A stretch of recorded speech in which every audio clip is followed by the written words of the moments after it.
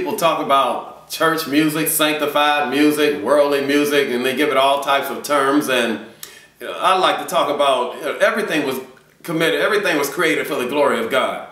Everything was created for the glory of God. And so people like Elvis Presley and Michael Jackson and James Brown, and people did mighty exploits in the music arena. Of course, they made big money off of it. It was, secular, we would call it. However, everything was still created for the glory of God, and all these anointings and gifts and talents were really to be for the glory of God, but people didn't use it to glorify God. And so I like to say what we're supposed to do, and what I like doing is sanctify that stuff. And it's okay. See, people come to your church and they'll say, well, it wasn't like church music because it had the Motown sound or a 60s and 70s R&B groove to it. And that's okay, because we're the church, and when we play music, it is church music. We're the church, and what clothes we wear are church clothes. And we're the church, and what songs we sing are church songs. See, we are the church, and what we're to do is take that music and sanctify it anyway. Do what it was supposed to do anyway. Glorify God. Change the lyrics. It's all right if the beat is not that sanctified, what we call, holiness shuffle beat and all those types of things.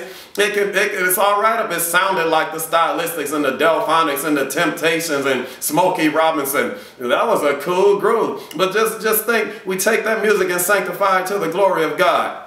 Now God is pleased, and not only that, He sanctified us. We were wretched, miserable, and undone, and He took us and sanctified us. And that's where everything is to be sanctified. Our food is blessed and sanctified. Our children are sanctified, and that's what it's all about. Set apart for sacred use. And so that's what I like to do in my church.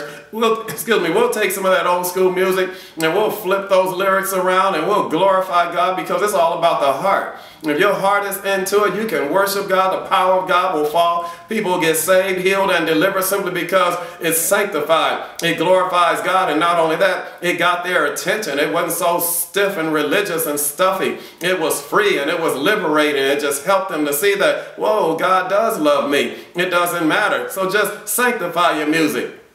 And I'd like to encourage you, click on the links that we have available here for you. We got just a couple of old school grooves that we sanctified, glorifying God. It was a powerful anointing falling into place. So enjoy that. And again, take everything and sanctify it to the glory of God. That's what it was all created for.